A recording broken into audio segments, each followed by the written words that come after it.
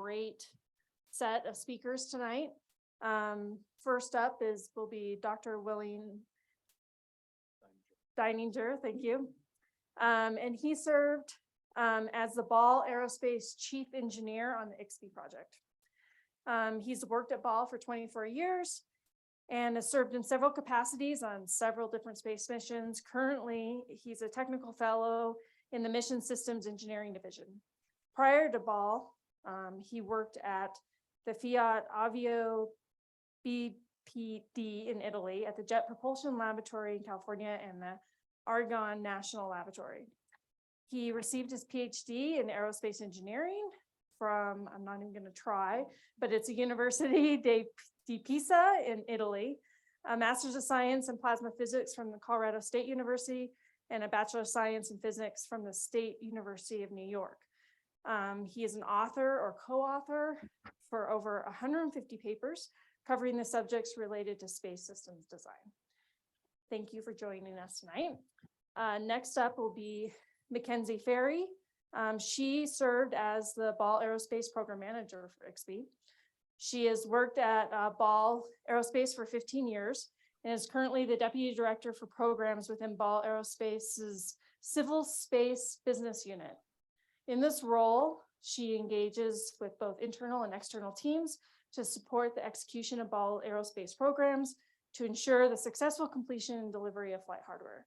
She's held many more roles at Ball Aerospace, including new business development, project management, verification planning, and manufacturing and testing.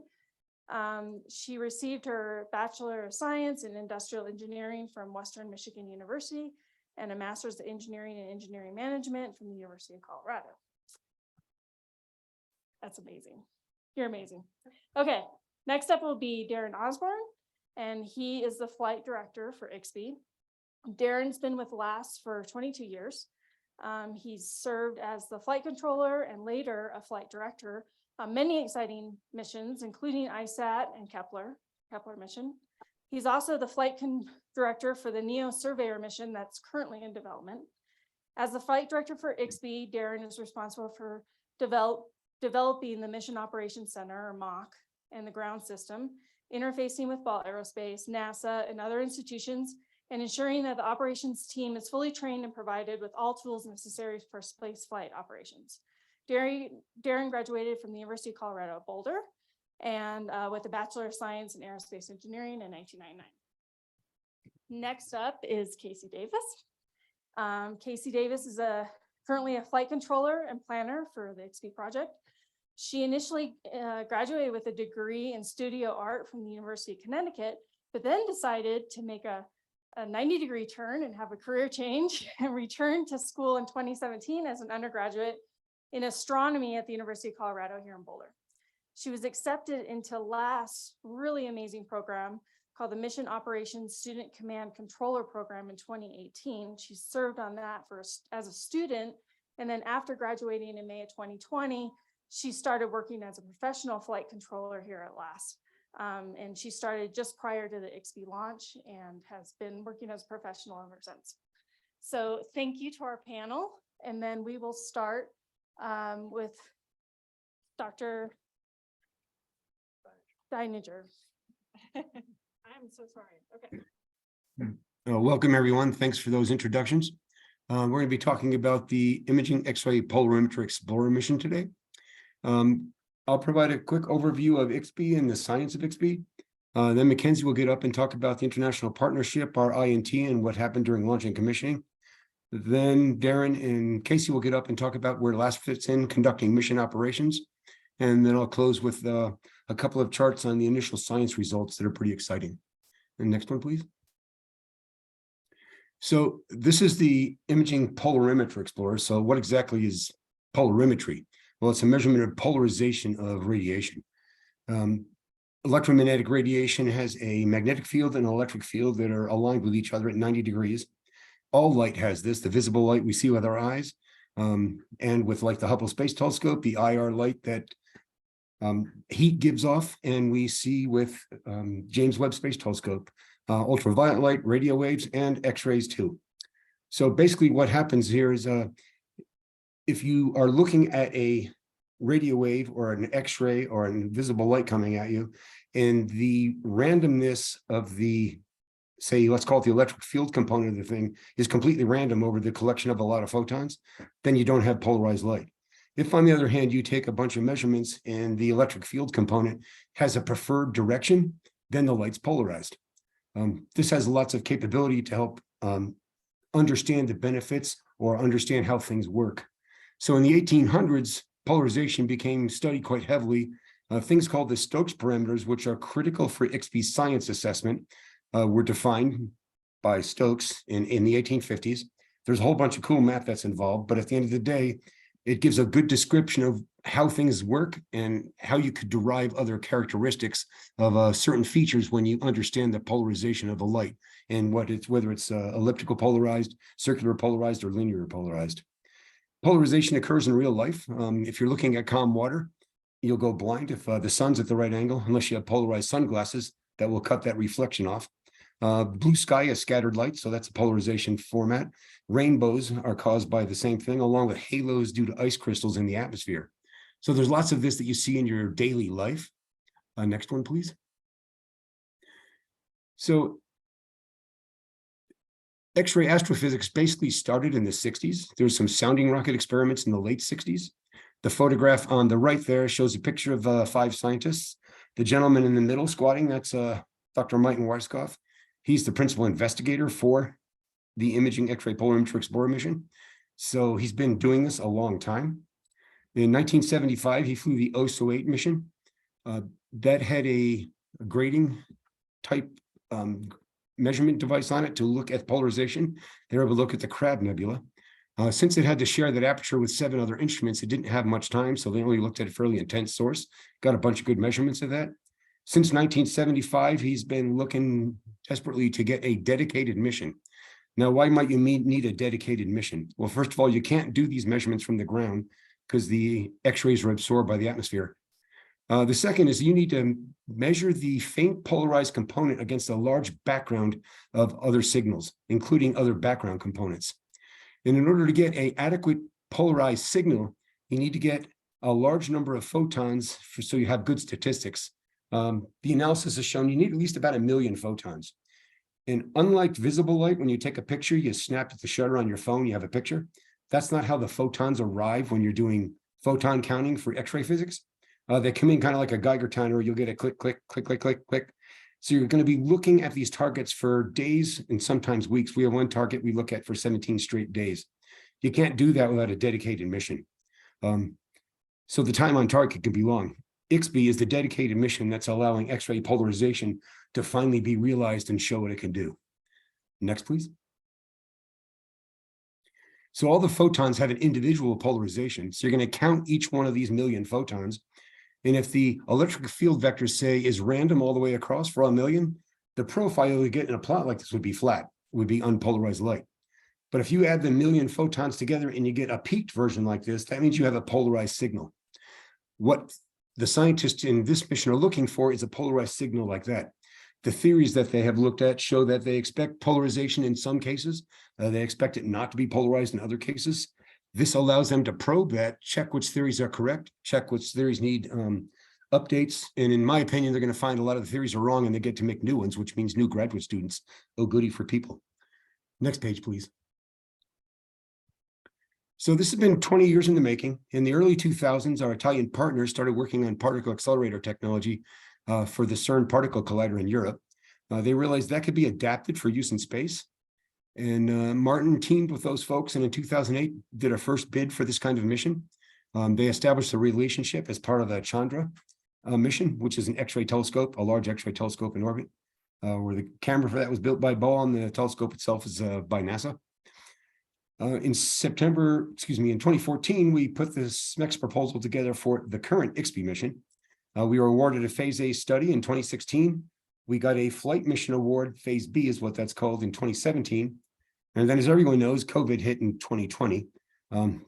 That caused a lot of turmoil and a lot of now what do we do kind of things. But we persevered and we were able to launch in December of 2021, get commissioned in early 2022, and we've been collecting science since then. Next page, please. So IXPE is a unique step forward since it's a dedicated mission for polarimetry. It's helping provide NASA's leadership in this field. It's going to be doing two things that haven't been done before. It's going to measure polarization degree and polarization angle. All the other prior X-ray missions look specifically at things like the energy coming out, the timing of the pulsed elements of the X-rays, and the locations on the sky. IXPE will measure those things also, but it's going to add these two other elements to the puzzle and give a much clearer picture in a different wavelength for these objects that get looked at across the spectrum to give us a better understanding of how the objects work, what might be causing some of the features that we see. Our target partners have a key technology here, which is called a gas pixel detector, which I'll get to in a moment. A couple key things here to keep in mind is that we have a angular resolution of 28 arc seconds at a half power diameter with a 9 arc minute overlapping field of view. So we're going to be able to image across extended objects at a 28 arc second level. The energy band, X-ray energy band here is 2 to 8 kilo electron volts. So we're kind of on the lower end. Other observatories go up into the 100 or 200 kilo electron volts.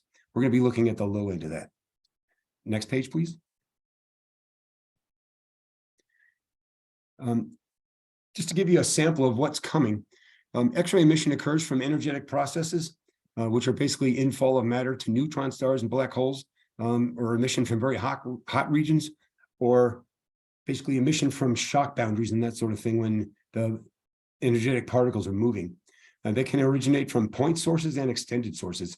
And the imaging capability of IXPE is going to allow those things to be disseminated. And the polarization is going to let us look at where we have emission geometry and magnetic field variations that are causing these. You'll note here in the center, there's a figure of Centaurus A X-ray object, and with a serendipitous object called ULX right next to it down the lower part. The half power diameter circle there shows about what the field of view is. So we'll be able to image the core of Cent A. We'll be able to look at the jet. We'll be able to look at the nebula around it and independently at ULX all in the same field of view. It's a pretty unique capability. Next page, please. Here's a view of the targets that were chosen to start this mission with. They're all known. They've all been looked at many times before. They have certain levels of things that are understood, and this mission is going to try and understand some other aspects of them by checking the polarization values. The science team continues to assess these on a weekly basis, and we have these in an ordered row. We can't see all these at once because where we are in orbit around the Earth, and this Earth can block the view of some of these.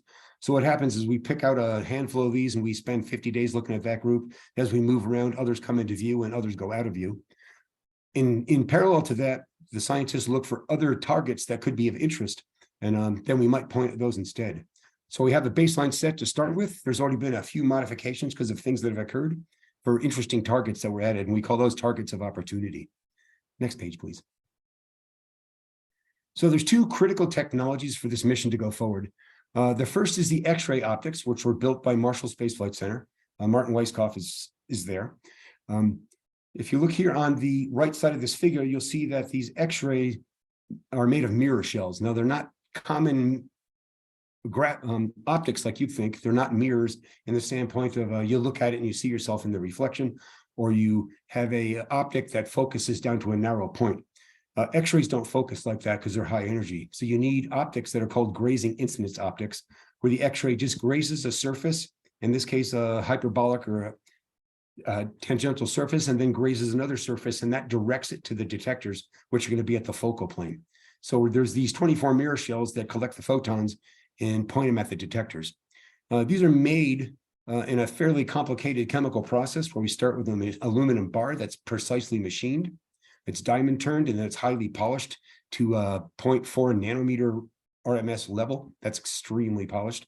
Then it's put into a bath to electroform a nickel cobalt shell onto it. They have calibrated exactly how long you have to be in that bath to get the shell the correct thickness. Then you pop it out of that bath and you put it in a cold bath of cold water. The aluminum mandrel shrinks a lot more than the nickel cobalt shell, and it separates cleanly, and you end up with a nice smooth cylindrically shaped mirror to grazing incidentally reflect X-ray shells. Next chart, please. Here's the critical technology that comes from our Italian partners. These are the gas pixel detectors. These were originally The concept was originally conceived as a radiation detector at CERN. They've adapted this for space over the last 20 years. Basically, what happens is a incident X-ray comes through the top window, which is beryllium, gets into a fill gas, which is dimethyl ether.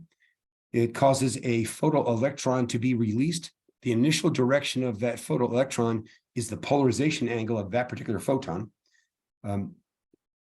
There's a gas electron multiplier right below that magnifies that process and gives a lot more photons to be collected. So if you look over on the right side, you'll see a pattern there of dots. That's what the track would look like. And you can actually map on that track where the original photon hit, see what the direction were. You integrate all those cells and you can determine what the energy of it was. So we get all the kind of data that's needed to do the correct measurements for X-ray science. Next page, please. Now, IXPE is a straightforward mission concept. We're a single spacecraft. We launched in December to a 600-kilometer 0.2-degree orbit. We have a 2-year mission. We're with an extended mission operation for 2 years. And as I noted, we're going to be pointing at known targets. We had 41 targets established in the beginning. We've added a few since we started the program. This observatory, when it's deployed, is about 5.2 meters in length, which is about 17 feet. Across the solar rays is 2.7 meters, which is about 9 feet. And it's about 3.5 feet in the other direction. So that's a rough idea of it. That boom you see there in the middle is critical. That separates the X-ray optics from the detectors by 4 meters, which is the focal length for this telescope. Next page, please. Here's a stowed view of the observatory in the clean room at Ball Aerospace. This shows you one of the MMAs, which is a mirror module assembly, the X-ray optics. And there's this +C star tracker at the top. I'll talk about that in a minute, a fixed X-ray shield. You'll see the solar rays are wrapped around the payload with the spacecraft bus on the bottom. This is the configuration it launched in. Next page, please. And this is what the vehicle looks like on orbit now that it's deployed. The boom deployed, we have a 4-meter focal length. There's 3 detector units on top of the spacecraft top deck and 3 mirror module assemblies in the mirror module assemblies on top there that point the X-rays toward the detectors on the bottom deck. Since the MMAs, the mirror module assemblies, are co-aligned with that star tracker at the top, when we know where the star tracker points, we know exactly where their mirror modules point, and we know with the alignment we have with the detectors where we're looking at on the sky, and we can map things back and understand specifically what's being looked at. We had to deploy the solar rays. They came out right after launch. Expect a video later. And then the boom was deployed later on, about a week after we started, once we had everything commissioned and understood. Expect some comments on that too later. Cool stuff. Next page, please. Now I'd like to introduce Mackenzie to start talking about our partners. Thanks. Thanks, Bill. Yeah, so as you see here, IXPE was not just, collaboration inside the United States. We had some partners specifically in Italy with the detectors, but also on top of the mirror module assemblies are X-ray shields that were fabricated in Nagoya University in Japan as well. And then obviously the stuff in Boulder, we fabricated and built the payload elements and the spacecraft, did all the INT, and then we've partnered with LASP to do all the mission ops and commissioning here at CU. Here we wanted to kind of show that, it's just not a bunch of scientists and engineers that built this.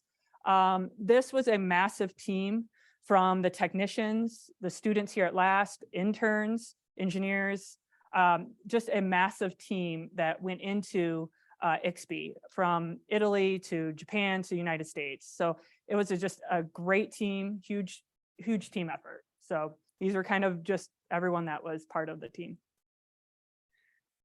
So as he mentioned, there was 2 national space agencies, the Italian Space Agency and NASA.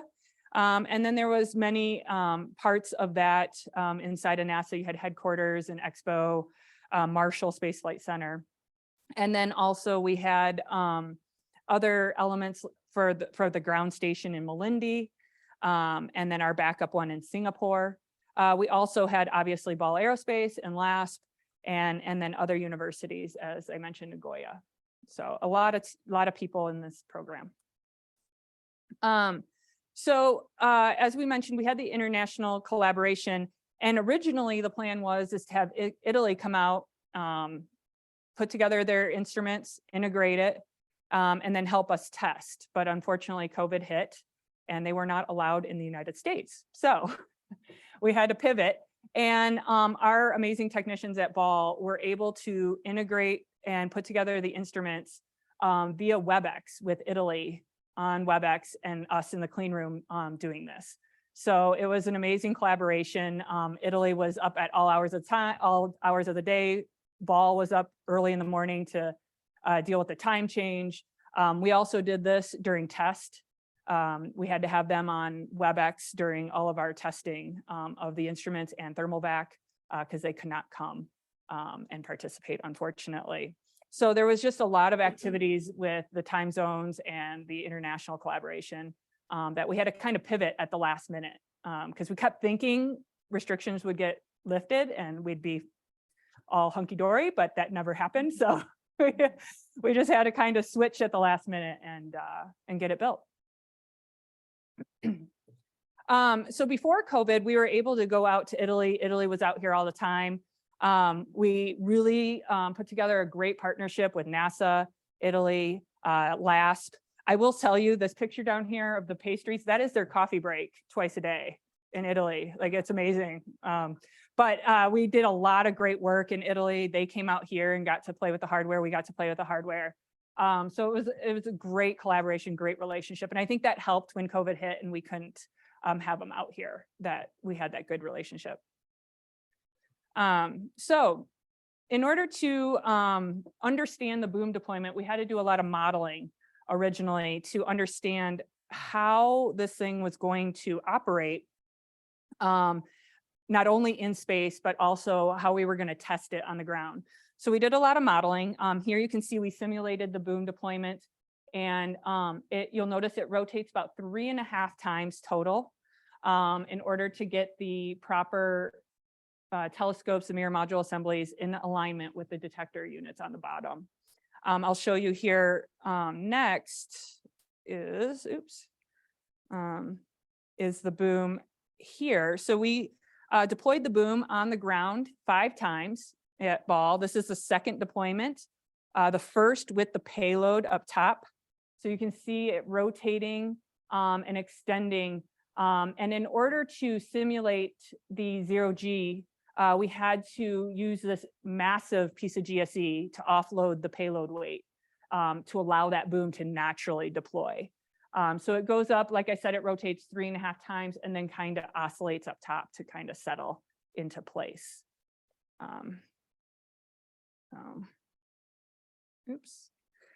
Here, on top of doing the simulations, like I mentioned here in this corner up here, that was the simulations that we originally did. Here are the simulations that we did during ground testing, the data we took.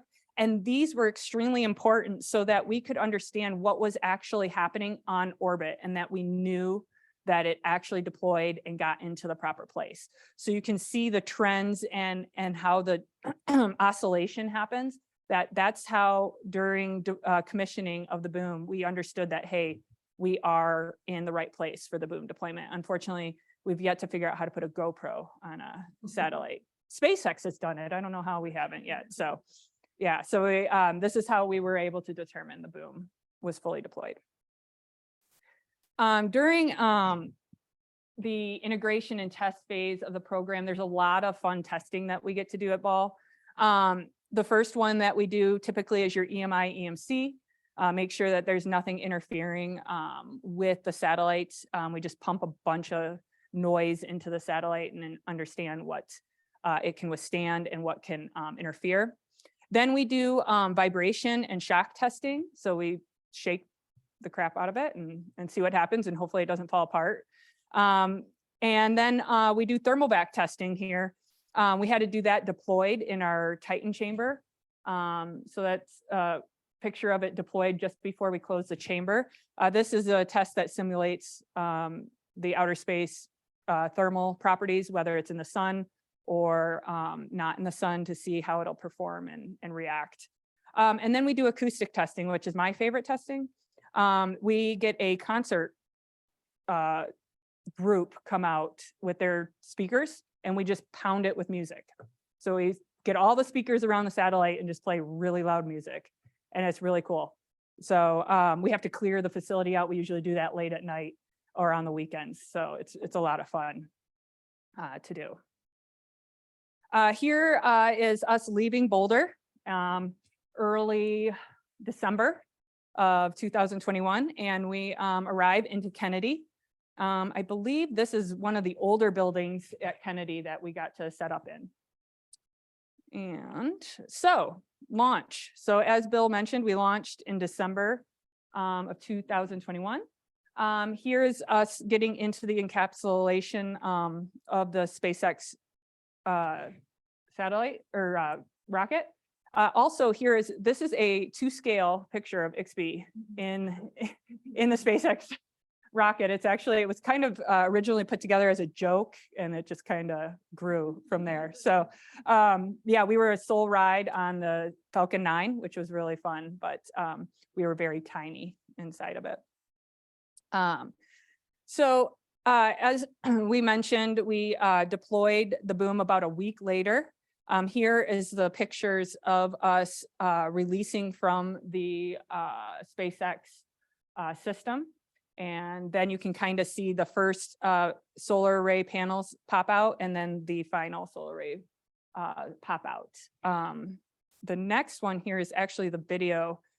And I will say, this was about the longest, maybe minute of my life, because I was sitting in Kennedy waiting to hear from Darren that he has control of this thing as it's floating into space. And I'm like, oh my God, please tell me someone has control of this.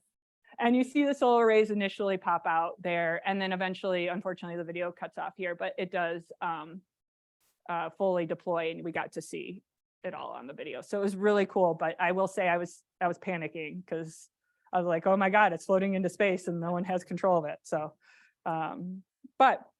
so that was kind of IXPE from the ballpoint. I'm going to hand it over to Darren to discuss how LASP fits in. Let's see here. Oh, there we go.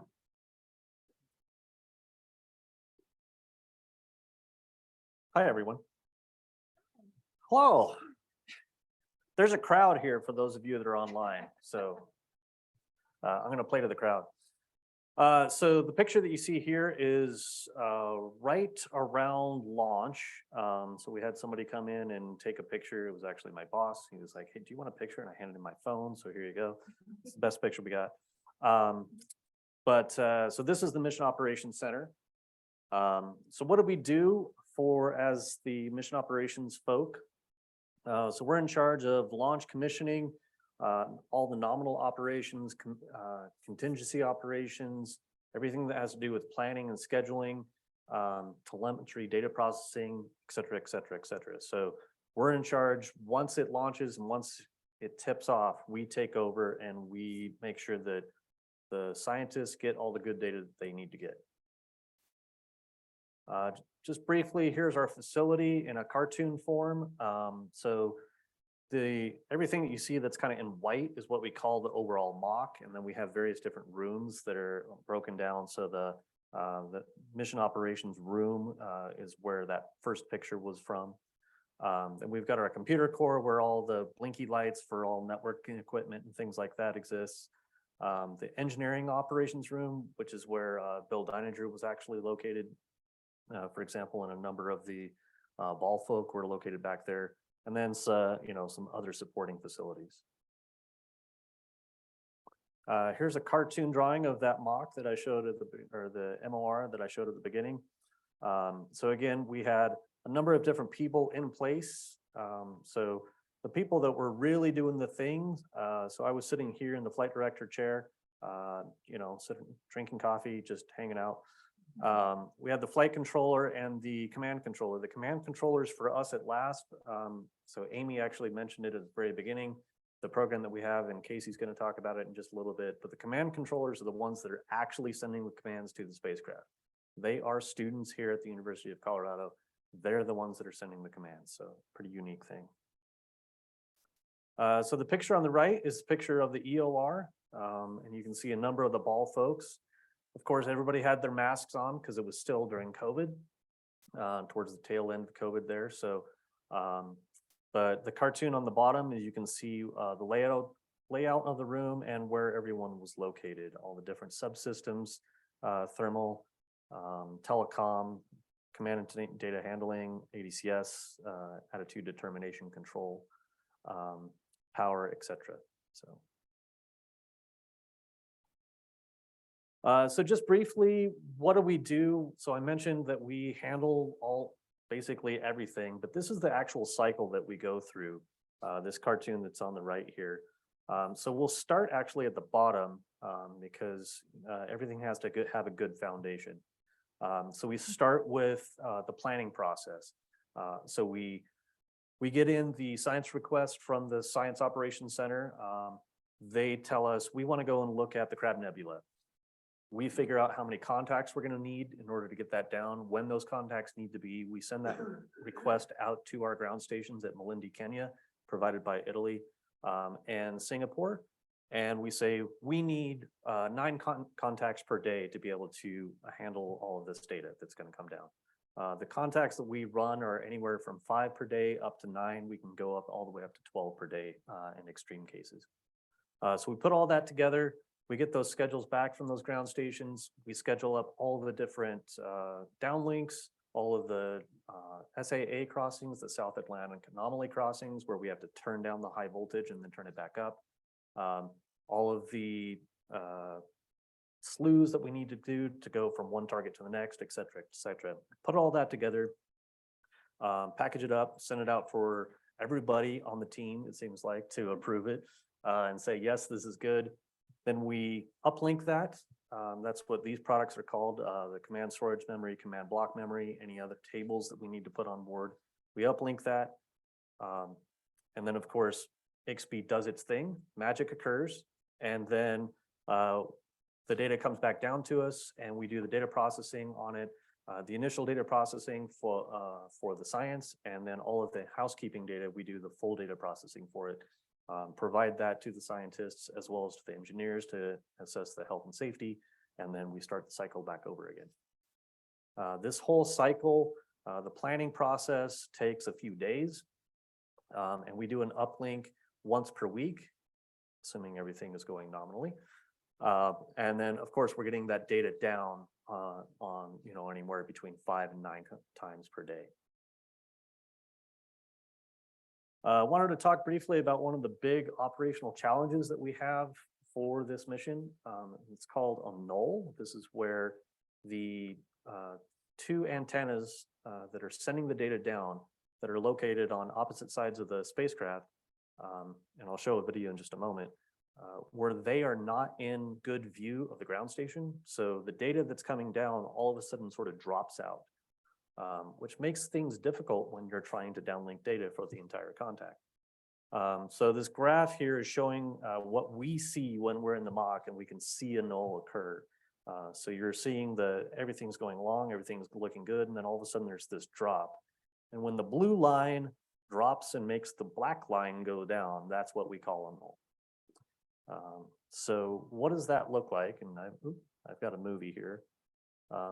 It's going to go kind of fast, and I'll pause it here in just a moment. But the blue or the green cone is our line of sight, and the kind of beige cone and the blue cone are the antenna field of views. So now that I've established all that, I'll play the movie again and stop in a moment. So you can kind of see how if I'm looking down so if I could, oh no, didn't pause at the right time. With it, yeah, no, boo, right there. So if you're looking directly down, so this big dark blue circle here is actually Malindi, and where we as the spacecraft can see Malindi. So if you imagine this this cone that's here on the left, kind of yellowish cone, and then the teal cone, those are our 2 antenna cones. Well, if I'm Malindi and I'm right below us, the antenna can't see Malindi because if you're looking straight down, and that's what causes the null. So what do we do about that? We predict when those nulls are going to occur, and we actually stop our downlinks of our playback data during that time frame. So we pause it essentially, and then restart it when we can actually see that again. Those nulls run from anywhere from about 50 seconds up to about 3 minutes in length. Just kind of depends on what target we're pointed at in our orientations. And I'll hand it over to Casey.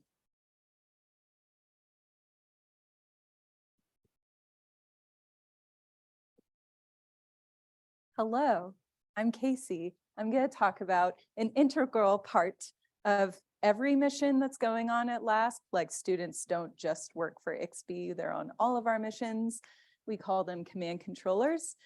Darren pointed out where they sit in the mock earlier and made it clear that students from CU that we hire are the ones who are actually sending the commands and actually speaking to our spacecraft, which is a huge opportunity and is big bragging rights, if you ask me. So these are paid positions. That's also a big deal. Not all positions as a student are paid. It's nice to be paid full-time working in the summer and half-time when you're working during the school year. They work so much and they're so good at their job. We employ students in everything that we do at LASP. So when they're not sitting on console commanding a spacecraft, they are doing things like making sure plots look good, checking for any anomalous trending and data that we've gotten from any spacecraft. So they're helping us make sure that all of our missions are happy and healthy and smiley. They help us analyze things. They help out with flight dynamics. We're actually training the IXPE student planning team right now to help out with planning and scheduling. Most of that team is actually here tonight. I'm very excited to see you guys. They, of course, command and control the spacecraft. Like I said, help us make sure that all the data looks good, like there aren't any weird things happening with like thermal things. Like, students are the ones who are checking plots daily, essentially. The rest of us check plots. Well, I check them daily. Anyway, everyone looks at plots. We love plots. We usually hire students after their sophomore year. The reason for this is because I think students have kind of like established their, I don't know, they've found their footing in their program and can understand like how they can balance school and work well. Also, they've gotten like a good understanding of, well, if they're coming from STEM, they don't necessarily come from STEM, as is mentioned in the next bullet. They usually have a good footing of like general physics and stuff like that. You don't need that stuff to have this job, but I mean, it's helpful for context, and it's cool stuff to know if you ask me. Tons of majors can apply for this position. You do not have to be a STEM-based aerospace student. We've had like music majors come through. We have a lot of people who are dual majoring in like art and design related things. So it is an opportunity that is not for anyone necessarily in STEM, which makes this even more unique than it already is. Oh yeah, all students, like when they're checking those daily plots, all students are assigned to a specific subsystem per mission. So all missions have their subsystems like ADCS, attitude determination control system, thermal, power, telecom. So these are all the different subsystems that make a spacecraft work. And we have different students assigned to those subsystems so we can sort of spread the load and all make sure that the spacecraft as a whole is happy and healthy. So this slide is a bit more about the training program that students go through specifically. It's pretty intense. 250 hours of classroom instruction. I did not know that until I saw this slide. It was explained. So I went through this training program that was mentioned. Spoilers, I actually didn't make it through the training program and they fired me. So don't have no fear because you can still be successful. Thanks for taking me back, LASP. It was explained to me in this training program that like, it's kind of like trying to drink out of a fire hose. So it can be pretty intense, but it's all worth it. Even for me, lots of hands-on stuff. Like this is a picture of a student who was in training, who was running a pass with Darren and I. There's also, I mean, it's over the summer, but there's still like homework and quizzes and projects, but it's cool stuff. Like you write code to generate plots and stuff. I think that's fun. There's also written exams because like at the bottom here, you have to go through an official certification process because you are the ones who have your hands on the console to send commands to a NASA spacecraft. So there are standards. Topics that are covered over the summer. You get a big overview of just everything we do at LASP. You get an Aero 101, like everything you would ever want to know, and maybe stuff you don't necessarily want to know about what aerospace is, how it applies to what we do, and that sort of thing. Everyone will get trained on each specific mission that we have. We dedicate full weeks to missions, like we had an IXPE week, there's an AIM week, MMS week, etc. Students get trained on all the software and stuff that we use that, I don't know, without it, this job would be awful. So things like our planning and scheduling software, things like STK, what we use to predict nulls, like what Darren was talking about, all the students also use all of these tools. So like, it seems like it would be a really specific position to score and work if you're just like hands-on console commanding spacecraft, but no, you're learning how to use all sorts of software that applies to the larger STEM industry, honestly. And like I said, the students go through a certification process. They have final written exams, which are not literal written exams, they're on a computer, but like a written exam. And then practical exams where essentially you'll run a pass by yourself, not by yourself with a flight controller, of course, but that's sort of the practical exam. Oh, and everyone has to pass a background check because standards. But yeah, the program is super awesome. I'm making a big plug.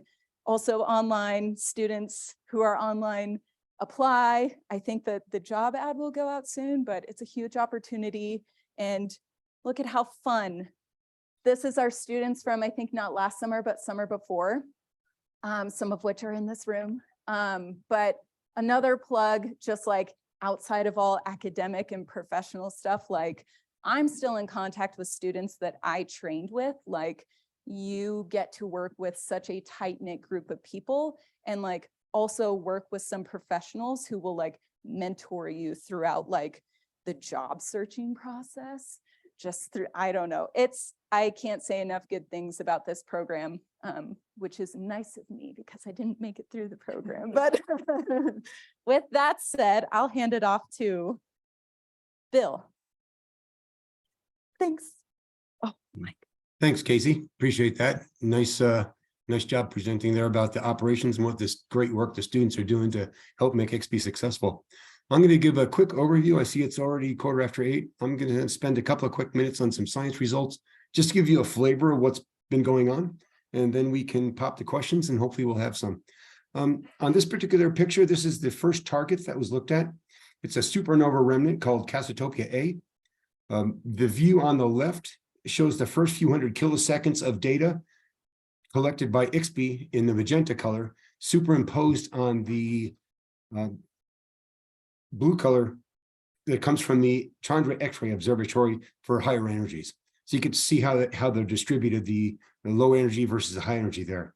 The view on the right is the collection of all the data collected by IXPE over the 8 days it looked at Cassiopeia A, and the intensity there shows where the X-ray is more intense in that particular distributed item versus areas where it's less intense, which helps the theorists have a really good picture of what's going on, gives them a good indication of how things are working there in terms of collisions and reflections and that sort of thing.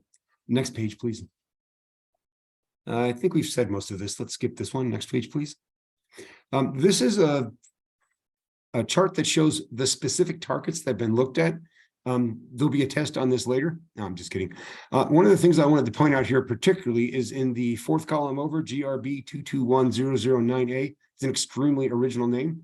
That's one of those targets of opportunity that was recently added. And I think everyone's probably heard the expression GOAT when you refer to a greatest of all time in some sport activities. The X-ray astronomers are calling this the BOAT, brightest of all time. This is something that popped up and they did a TLO to point IXPE at it. It's just, I think it's kind of cool to have that in there. So the targets in the black down below, they're projected to be done here over the next couple of weeks. As I've gone through and put this together and I look at what we've looked at, I have to keep changing all the black ones because they keep changing in order when they find other stuff to put in there, but it's coming. There's been a lot of really good targets looked at, and the scientists are just rubbing their hands together and already generating all kinds of cool scientific findings, which, next chart, please. So let's look at the Crab pulsar in its nebula. As I noted at the beginning of this, OSO8 looked at the Crab. That was the only thing they were able to look at with that particular element. IXPE observed the Crab, and first and foremost, the results IXPE found matched what OSO8 did. So that proves that both observatories are right or that they're both wrong. We're pretty certain they're both right, so we're extremely pleased with how this came out. There's significant polarization detected in here in the core. The nebula has a 20-degree polarization with a specific angle that fits with some of the theoretical discussions that are going on. And there's a map here that shows how the polarization degree changes over time. If we look at the view on the right side of the image, I'll note that shows the right side of the image. The lines on there basically show the polarization direction that's reconstructed based on what the magnetic field showed. And the view on the right gives an indication of where the polarized fraction is at a 5 sigma confidence level. 5 sigma is a statistical thing. If you're 3 sigma, typically in normal life, we consider that really good. 5 sigma, when you go into space, you need to be better than 3, and that shows that things are really working well. Next page, please. Now let's look at a blazar. These are fascinating objects. This is specifically with Mark 501.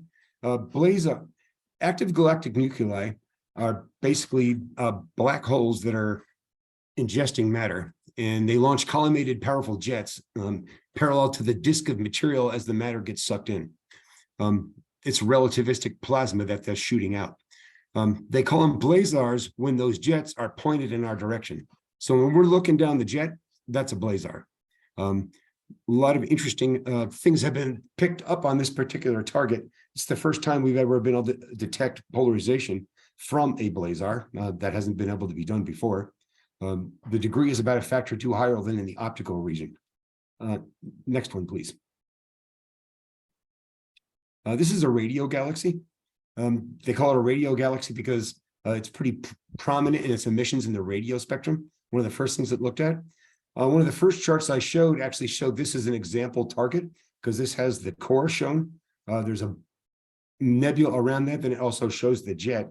And then there's the ultra-luminous X-ray source just down there to the right. So it's the same target. We started as an example. This is actually IXPE data looking at those same targets.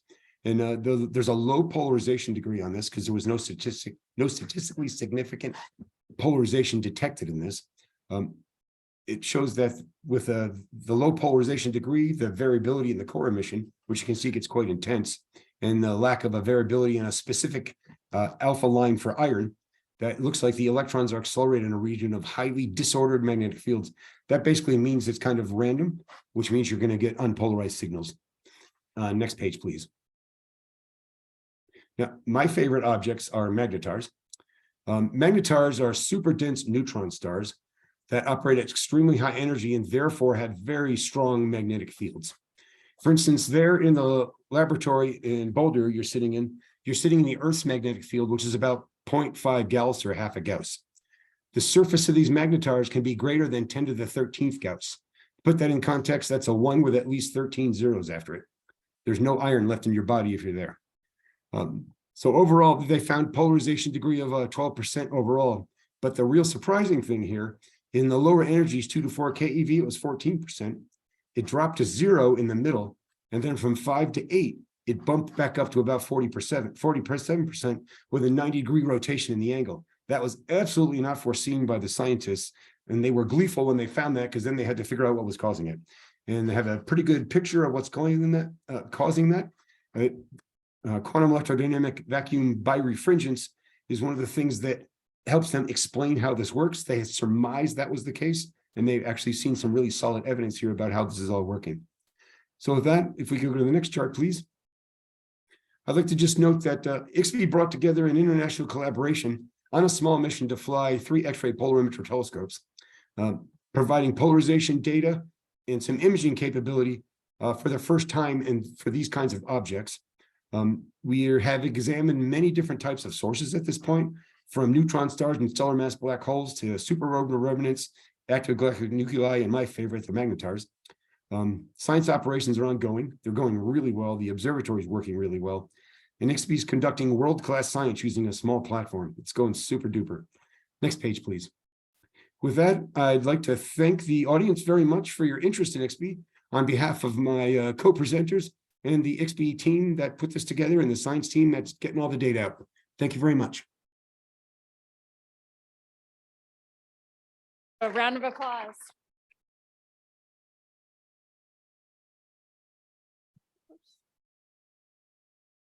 Okay, so the people online, if you want to put in your questions in the Q&A, we will alternate, and then Terry Cook, who's the lead of our Office of Communications, is going to walk around for anybody in the audience here that has questions.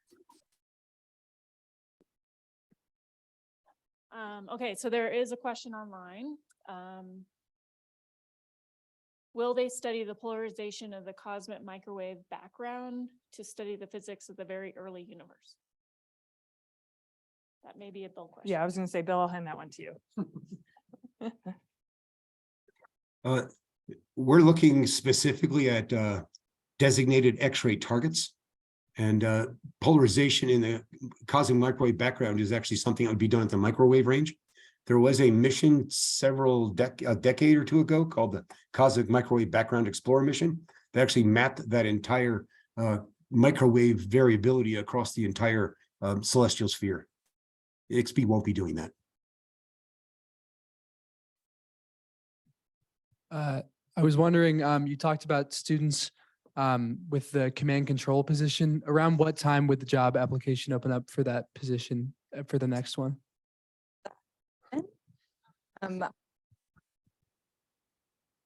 A little birdie just told me.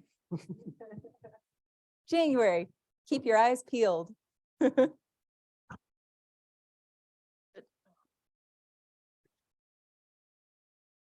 Where does the job posting Yeah, show? where is the job? It will be on the LASP website. You'll be able to go there and go to careers. And then I think there's a tab for undergraduate positions. Scroll down through mission operations, and it will be posted there. I know the APS department here at CU will send out an email about it. The aerospace department will also send out an email about it. Feel free to email me. Oof, I probably shouldn't have said that. And I can forward you the job posting. But yes, I'm excited about enthusiasm for it. The what? On the website page as well. Perfect. Okay, there's a question online. Early on, it was mentioned there is an accurate timing for each photon. What is the timing information used for? Okay, I'll answer that one. Yeah, I was gonna say, I'm trying to think. The timing is one of the specific criteria that's part of the science package in terms of we need to understand specific timing of these sources aren't basically continuous. There's a lot of variability in them. A lot of them actually pulse, and the timing is critical to understand what you're looking at when those pulses occur versus when the pulses aren't occurring. So it's part of the critical science data that's used to understand how the polarization varies with respect to the time.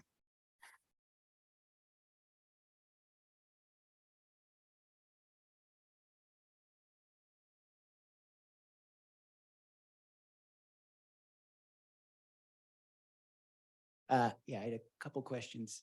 The 3 telescopes, are they just there for redundancy and spacecraft symmetry, or do they do anything are they different in any way? No, they're exactly the same. They're all three the same, and the detectors are all the same. But they're there so that you can gather more of the photon pixels going through, because it needs to graze. And if we have three, we have more opportunities to get more grazing and down into the detectors, but they're identical. Oh, great, thanks. The other question was, do the telescopes introduce any polarization themselves? And how do you calibrate that, if so? Could you repeat the question? I didn't quite hear it. Yeah. I was wondering if the telescopes themselves can introduce polarization signals to the photons, and if so, how you calibrate that? Okay, that's a good question. The telescopes cannot induce polarization themselves. That's one of those things that would be called a systematic error. And the scientists have taken great pains to make sure that the optics and the detectors themselves have minimal systematic errors. And then when they go through the on-ground calibration process, both for the detectors by themselves and for the MMAs by themselves, they make sure they understand any potential effects like that so they can cancel it out when they do that analytically. So it does not induce that, no. Okay, the next question is, how do you get IXPE data? Is it publicly released? Is it? Yes, it is. The scientists are required to put all this out in the high energy astrophysics resource, which is housed at Goddard Space Flight Center. In fact, the data is typically there within a week of it being collected, after they make sure they go through it and make sure the data is correct. And then scientists from anywhere can access that data to do analysis of the specific target of their choice to see what they can figure out. And the Marshall Space Flight Center and our Italian partners have included tools to help you understand what specifically the data means and how you can manipulate that to look at different aspects of the data.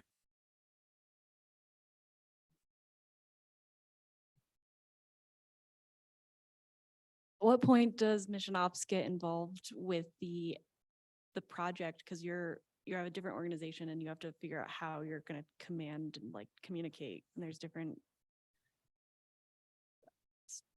Yeah, I got you.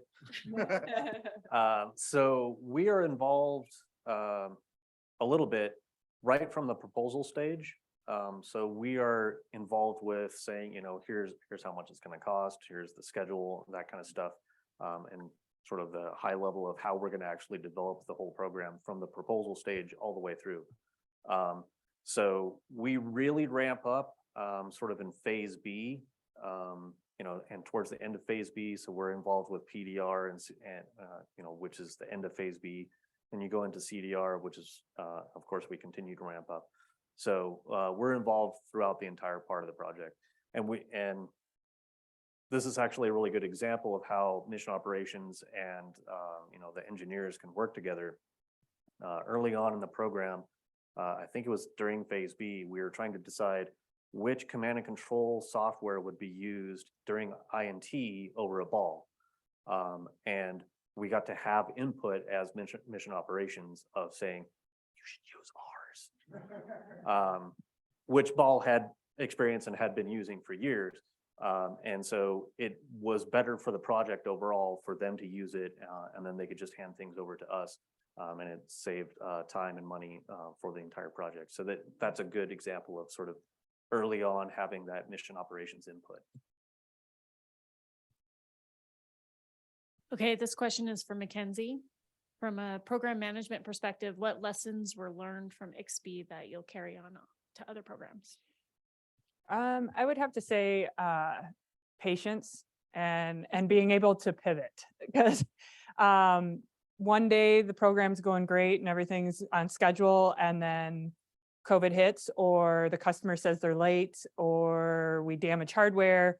And so just being able to have contingency plans and be able to adjust and keep the program moving, and keep everyone calm too, because it gets stressful on the floor when you have a schedule to hit and a launch to hit. And so, yeah, I think that's the biggest thing, is having patience and being able to change on a dime.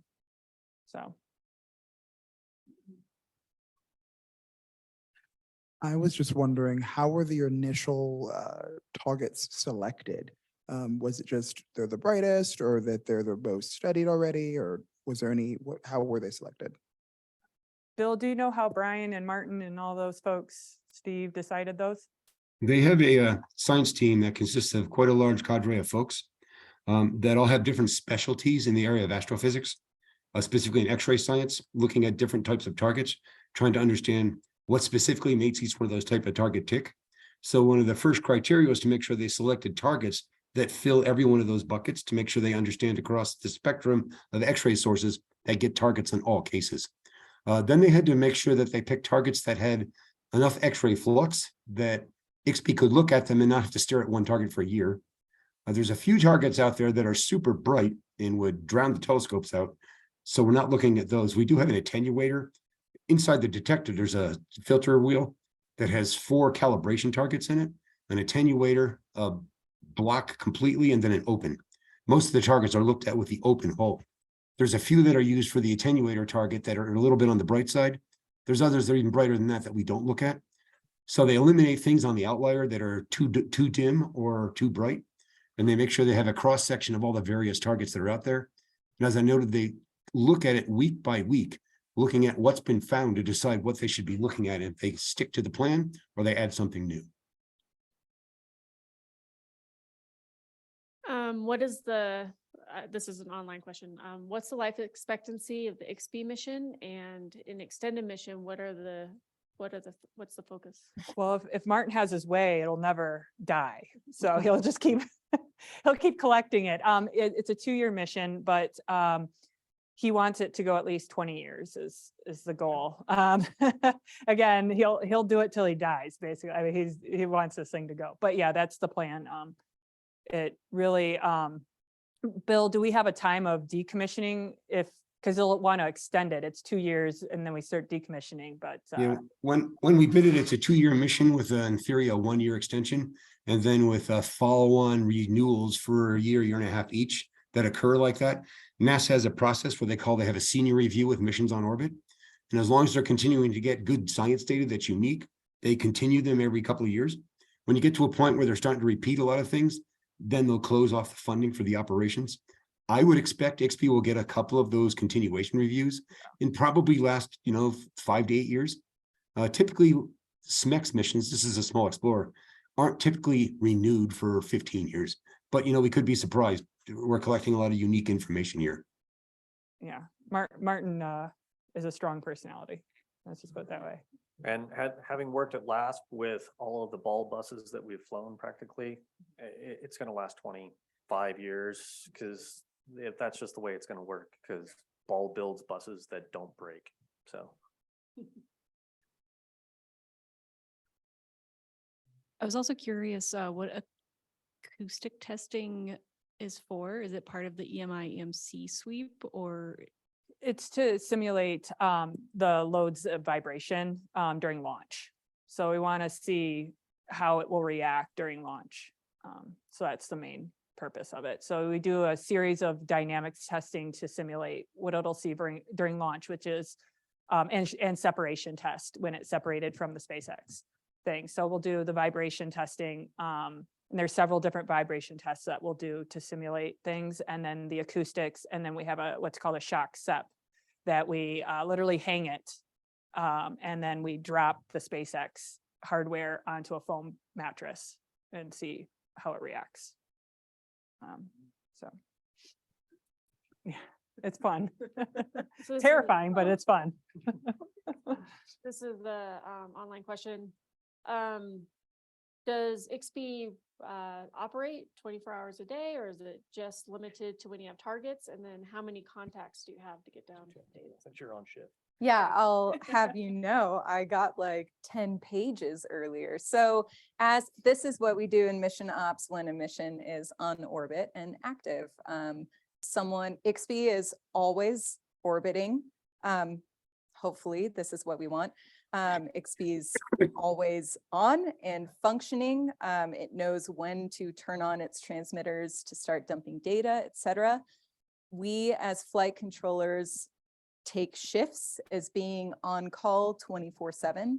So I very well could have gotten paged during this entire panel, but I didn't. So thank you, IXPE. But should I get paged, whoever is on shift needs to be within an hour of the facility in case of an emergency. So we can go in and get on console and take care of things. So yes, 24/7. And then do you have certain contacts that you're getting science data down or? Oh, yeah, so as a planner, we like to schedule passes during business hours. We also have a handful of passes overnight, so we don't like build up our, thank you, our data recorders. So we like to schedule passes during the day for when we are in the office, so we can dump data during the day, load a CSM during the day, that sort of thing. So it depends, but yeah, we spread it out pretty evenly.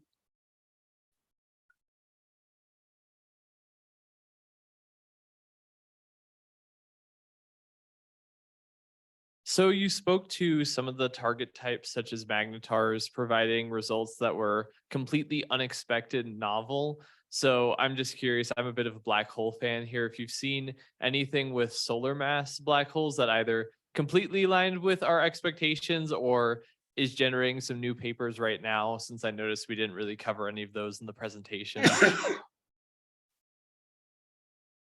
My understanding is that they're looking at supermassive black holes and stellar sized black holes. I'm not sure they're looking at smaller ones like that.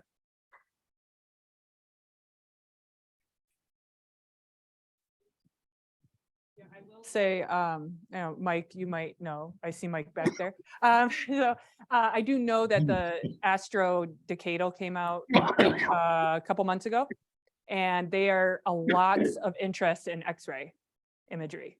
So there's probably much more to come in X-rays. So. And I sit in on the media calls, so I know that they're just starting to release the very first papers. So most people haven't even seen the results yet, so stay tuned, like they said.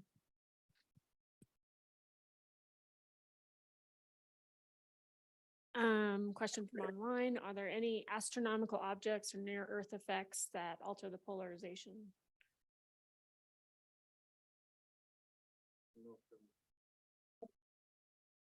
Bill, can you field that one, or Yeah. we can take a shot at it? I'm sorry, I had to step out to grab some water quick. I missed it. Go ahead. The question is, are there any astronomical objects or near Earth effects that alter the polarization of the signal? You repeat that? I didn't quite understand. Any astronomical objects or near Earth effects that alter the polarization? I'm sorry, I still didn't follow the question. It's okay. There's nothing near Earth. Yeah, believe- just say I believe no. the answer to that is no. No. Yeah. Because the There's- polarization is set when the photon is first emitted.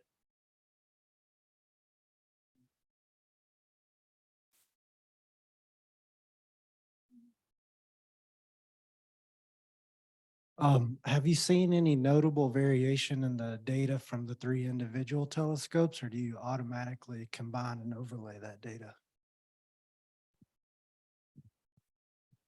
It looks like Bill dropped off. All the data is basically all combined and overlaid. So you can kind of, yes, there's 3 different telescopes, but really at the end, it's one big data set. We do monitor the health and status of each individual detector and all the different components, so that if down the road, if one of them, say, starts to kind of get a cataract, for lack of a better term, right? Then the scientists can be aware of that and then take that into account when they're doing the data processing. So speaking about science activities and planning, so what's the timeline as far as like knowing the target versus what you get as flight controllers to plan out? Is it weeks ahead of time? Is it spur of the moment? Yeah, I can take this. It depends. The scientists have provided what they call an LTP, a long-term plan. That's largely what Bill showed on the screen earlier, that table with the list of all the targets.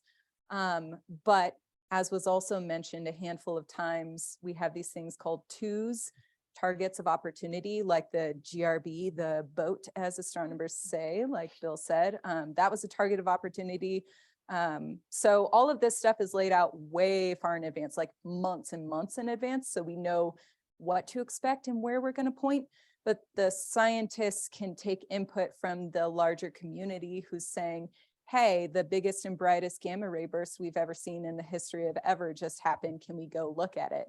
That was GRB 221009. That it happened October 9th. That's what that name is. But targets of opportunity can come whenever, at, I would say, opportune moments. But yeah, those are, I don't know, we'll usually get a bit of a heads up. The scientists are nice to us and they'll be like, hey, everyone's buzzing about this thing that's happening, maybe expect it to. And then next day, like planning, we'll have to, we have to roll out a new planning products within 48 hours. So it's pretty quick turnaround.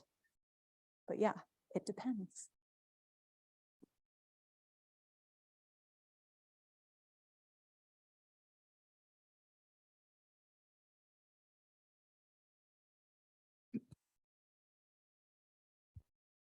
Can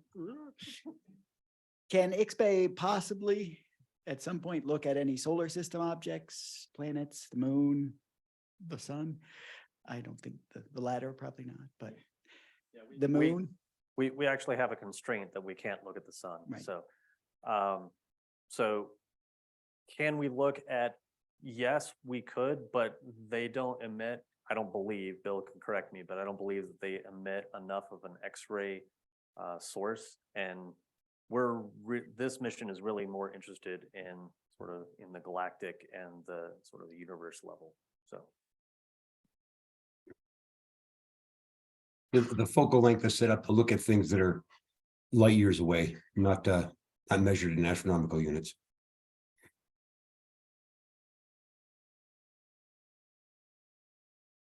Is there like a discovery mode where you're just scanning, looking? No. There are plenty of X-ray sources that exist out there that are very interesting, and the scientists want to look at what they want to look at. So yeah, there's not a scan. I would say if magic occurred and suddenly there was a new one, we would definitely go and look at that, and we would probably get a 2 for that. So yeah.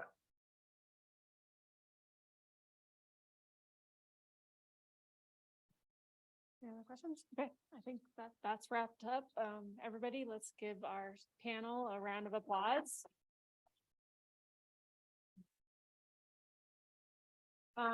And for everybody that's still in the room plus online, we did record this and it will be on the LASP website and LASP YouTube site. So stay tuned for that. Look at the LASP website under the public lecture link and it should be there. Thanks, everybody.